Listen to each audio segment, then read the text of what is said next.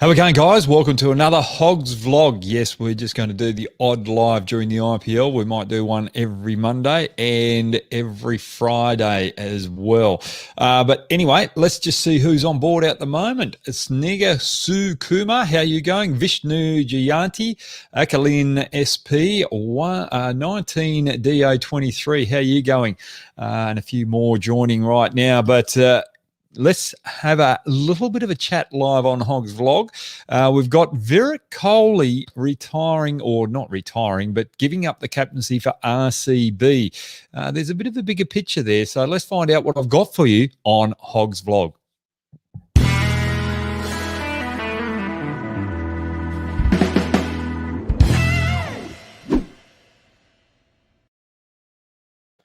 Right, we've got a couple of talking points. We will talk about the game last night and we will talk about KKR and RCB today. But firstly, Kohli stepping down as RCB captain. He still will play for RCB moving forward. He wants to finish his IPL career with RCB. Doesn't want to play for anyone else because he's got true loyalty.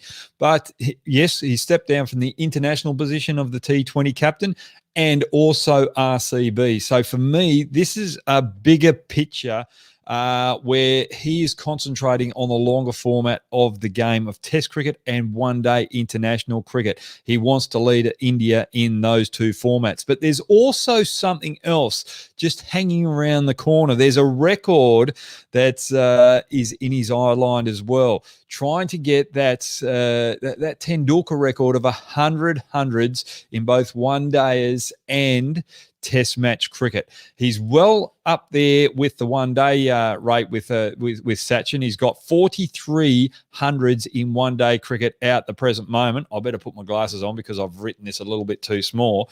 But he's only got 2,700. So he's got 43 hundreds in 254 games. Sachin got his 49 hundreds in one-day cricket in 463 games, and he had just over 200 games for 51 hundreds in Test cricket.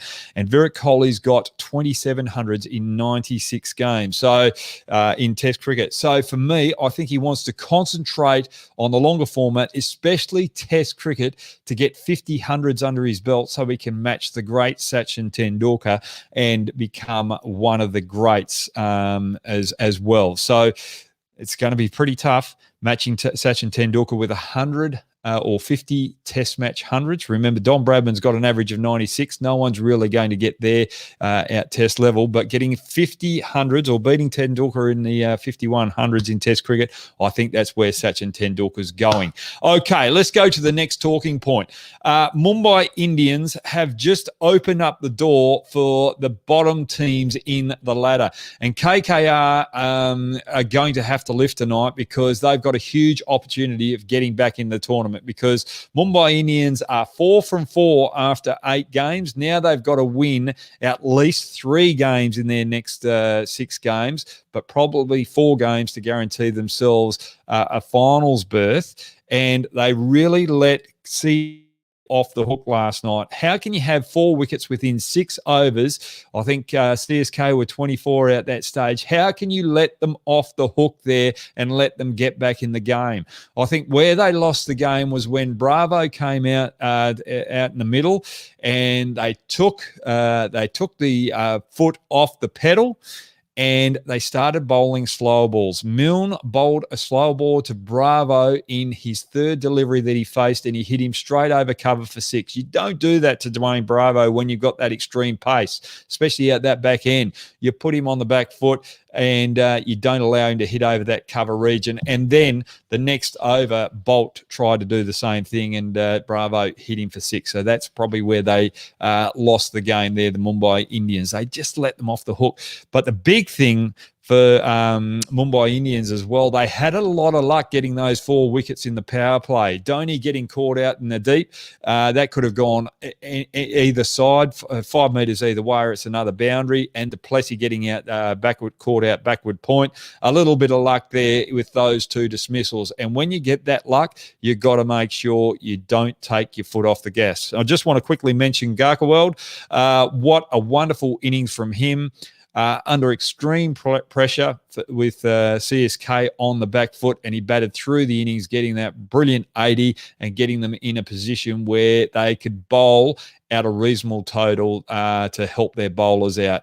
And Chahar coming up, he was very impressive. Not impressed that he's been left out of the Indian team. He just wanted him, that T20 World Cup team. He's a reserve player, but he's just went out there and he said, hey, I've still got it. I'm swinging the ball both ways. Don't count me out yet. With an injury coming, I'm going to step up to the plate. So Mumbai Indians, that could be trouble for them. Rajasthan Royals, Punjab Kings 11, Kolkata Knight Riders. Here they come.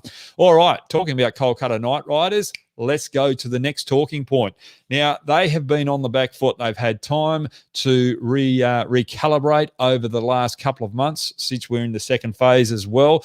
But for me, they've still got issues in that middle order. Karthik's got to step up. Morgan's got to step up as well in that middle order. If those two don't step out, Kolkata are never going to make the finals this year. They can't rely solely on Andre Russell to finish off the innings. Those other two experienced players have to come of age. And Morgan's captaincy is under question. He in these T20 tournaments, whether he's in England or with KKR, it is not looking flash for Morgan in those captaincy ranks. So there could be a little bit of unease there. Who's going to lead KKR if they lose this particular fixture tonight? So that's another headache for KKR moving forward. But hopefully for KKR, they don't have to worry about that.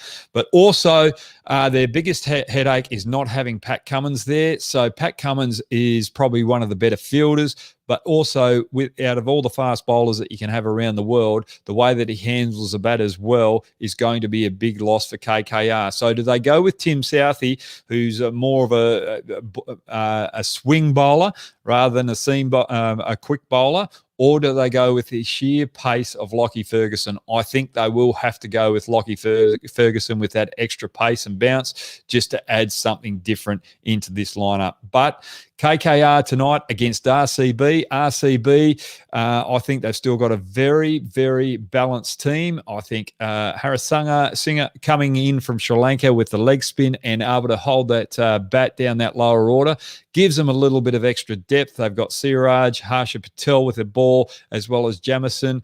And it's about Maxwell standing up tonight as well. I think Maxwell's still going to be a shining light in this IPL. I think RCB are going to take the game away, and they are going to be a little bit more comfortable in the ladder with 6 wins after tonight. So RCB tonight, I don't like going against my favourite team of KKR, but that's the way I see it. Okay, how long did I get that in? Oh, 8 minutes I've taken. Sorry, boys. Let's get the questions in, please, Shubs. Okay, Core Fazak. Who will captain RCB if Kohli quits captaincy? Well, Kohli has quit captaincy Fazak. For me, I think they're going to have to recruit someone next year to come in and captain for RCB. So I don't think it will be anyone within their group. I think AB de Villiers, we don't know how long he's going to go for, and if you just don't want someone to go in there and patch up that particular space if he's only going to be there for a short term.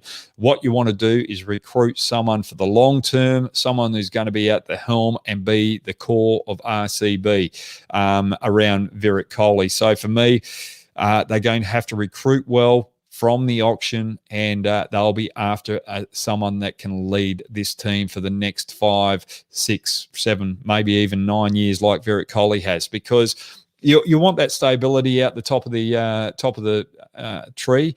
And if you look at all the successful teams, Rohit Sharma's captained Mumbai Indians for a very long time, and they've had a lot of success. MSD with Chennai Super Kings, as well as Fleming with the coach, they have been out the helm for a very long time. It's very important to have your leadership crew there for that long time to create that stability within your organisation. So for me, it's going to have to come out of the auction. There's no one there right now that I see taking that role as captain. So that's a very good question for Zark, and something that RCB have got to look forward to and recruit well. Next question, please, Shubs. Okay, Gokul Krishnan, how you going? Thanks for joining me on Live's Hoggs vlog. Should Kohli have stepped down as the one-day captain as well?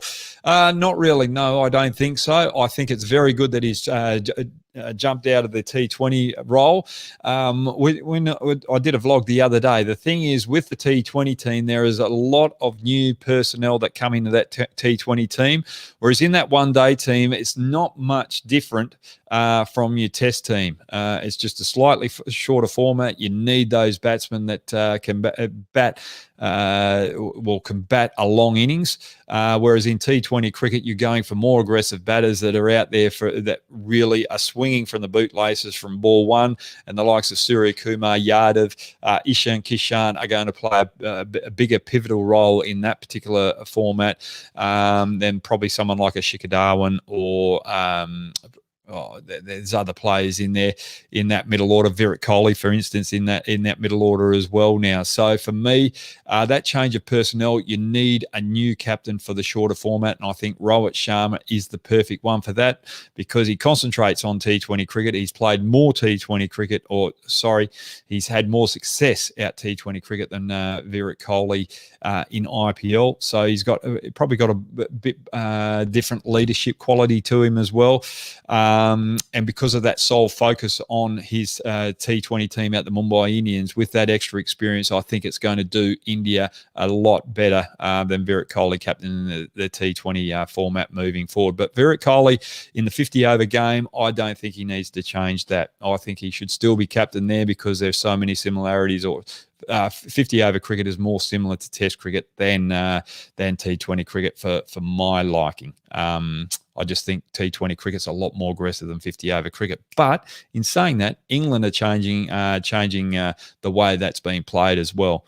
But you never know. Virat Kohli might feel the pressure in a couple of years' time, and after the next World Cup, might hand it down to someone else to captain. And it might not be a Rohit Sharma that's ready for the role then. They might go with someone younger and give him a little experience out the helm, someone like a Shreyas Iyer from Delhi Capitals in the 50-over game. So for me, Virat Kohli will be captaining India for the next World Cup and probably the World Cup after that. I don't think he should have stepped down. I just think the T20 captaincy is great stepping down. And I don't think he'll play much T20 cricket after not this World Cup, but the following T20 World Cup. I think he might give it both away to concentrate on both Test and one-day cricket.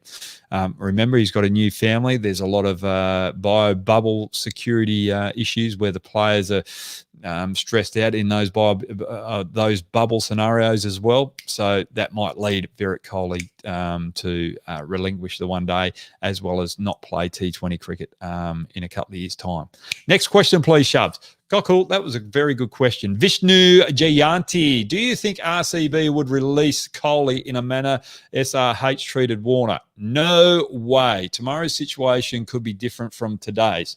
There's absolutely no way that RCB are going to get rid of Virat Kohli. I think he's the face of that team. He's very marketable. He offers so much both on and off the field. I just think you need someone of that caliber and that quality to be opening the batting, and just let him be fresh and let him go out there and enjoy it without having those pressures on his back. I think they do need someone else to captain an RCB team. Just looking at it over the last 9 years, there's been periods where Virat Kohli's been very switched on with the captaincy, but there's been other periods where you could see it in his eyes and just with his body language that there's just been a bit too much pressure with him captaining all three formats of India, then coming and captaining RCB. It's just pressure on him all year round, every day. Every day he steps out on the field, he's the leader. He's the one making all the big decisions. And I just think with him stepping away from all T20 captaincy, I just think it's going to freshen him up and he's going to be sharper, and we're going to see the best of Virat Kohli in Test cricket, one-day international cricket moving forward. So watch out for that space. RCB will definitely not get rid of Virat Kohli. And when you're talking about the David Warner scenario, there are a few little other issues that are happening behind the scenes there with the David Warner scenario as well. You've got a lot of Australian team management there as well. He's not an Indian captain, and yeah, so there's a different dynamic down there at SRH than RCB. RCB are not going to get rid of the main Indian player in Indian cricket right now. And there's going to be a lot of MS Dhoni fans out there and Rohit Sharma fans out there that will probably disagree with me that Virat Kohli is the face of Indian cricket at the moment. And that's fair enough as well, because we've all got our heroes. I like that. Good question there, Vishnu. Next question, please, Shubs. As Ashmit Abizwaz, how are you? What if India and RCB performs well in the World Cup, and RCB will Kohli then return as a captain? No, I don't think so. I think Virat Kohli will go out there with the glory of winning both tournaments, and I think he'll move on. I think he's got a bigger picture at heart here for Indian cricket. He's got to be fresh. He's got to be ready. He's got to stand up and deliver out the Test arena. He hasn't done that over the last 5 series. We haven't seen the best of him, and that's because of all the pressure on field and off field of being the Indian captain and RCB captain has played on him, because it's just not going down there and playing, not just going to team meetings. It's about making sure you've got good rapport with your players. You're talking to your players about all their game plans, but also the media scrutiny off field, where he does the majority of the interviews. And when it comes to a marketing campaign as well for the BCCI, his personal marketing campaigns as well as RCB, there is so much off-field pressure that is filling Virat Kohli's time that he won't go back and take the T20 captaincy. So for me, there's no way. It doesn't matter whether he has success in the next couple of months or he loses in the next couple of months, he won't return as captain. He's made that decision right now, and I think he's very comfortable with it moving forward. But very good question there, Ashmit. Next question, please, Shubs. Austin Cooner, how are you going, mate? 203843. Where did that come in? But good to see you back on board. Do you think Virat will retire from white ball cricket before Test cricket, given the importance he is giving to the longer format? Ask Hoggy. I don't think he'll retire from 50-over cricket and Test cricket. I think he'll want to try and get as many hundreds on the board as he possibly can, and compete with Sachin Tendulkar with that particular record, which I think it's fantastic. You've got to have that little personal goal to keep you going, to keep you motivated moving forward. And with that goal, trying to match Sachin Tendulkar, it's going to make him work harder and try and improve his game as well. So for me, I think he will still play 50-over cricket. I would not be surprised if he retires fully from T20 cricket. Probably not this World Cup. I think we've got another T20 World Cup shortly after, just to catch up on the previous World Cup that we've lost. I think that is the one that he'll pull the pin on all forms of or T20 cricket and just concentrate on the longer formats. And I think that's good, because what it does is gives the new crop of Indian players coming through a huge opportunity. There's a lot of what I'm really enjoying with Indian cricket right now is not the skills of bat and ball, but also the athleticism out in the field. That has improved drastically over the last 5 to 8 years. And that's the biggest improvement, where what was separating India from probably Australia was just that extra percentage point that Australia had in that little golden period, where they were more dominant in the fielding aspect. And I think India have improved in that. And that's why India are just dominating teams all around the world, because they're creating that pressure as a team in the field, and it's making it easy for the bowlers and a little easier for the batters as well. So good question there, Austin. Thanks very much for joining us. Next question, please, Shubs. Artel Baral, how are you going? Hope all's well in Nepal. Which 4 players do you think RCB will keep for IPL 2022? Reports say that teams can retain 2 players and use 2 RTMs. I think they're going to get Virat Kohli, definitely Virat Kohli. And I wouldn't be surprised if they try and keep Jamieson. I think we'll see how Jamieson goes in the next 7 games or for the rest of the tournament. But I think he's a big recruit. They'll try and keep Siraj as well. And Patekal, you want to keep your core Indian players there. So for me, if I was looking at it, it would be Virat Kohli and Siraj. You've got 2 quality Indian players there. Patekal I'd use as an RTM, and I'd use the RTM probably on Jamieson as that key all-rounder, because I think the New Zealand players, if you're going to make an investment in a particular overseas players, I think you make the investment in New Zealand players because they're the more likely ones not to pull out of an IPL year. So that's how I'd go for RCB. Good points there. Good question there, Artel. I love that. And there's a lot of RCB fans out there, which I love. Vikshith Banala. I was just about to say something else there. Sir, do you think Patekal could be the next captain of RCB? Ask Hoggy. I don't think they'll go down that path. I think he's a little too young at this particular stage. I would like to give him another 2 or 3 years. But as I said earlier on, I think they're going to have to try and recruit someone from outside of RCB in the auction to captain RCB moving forward.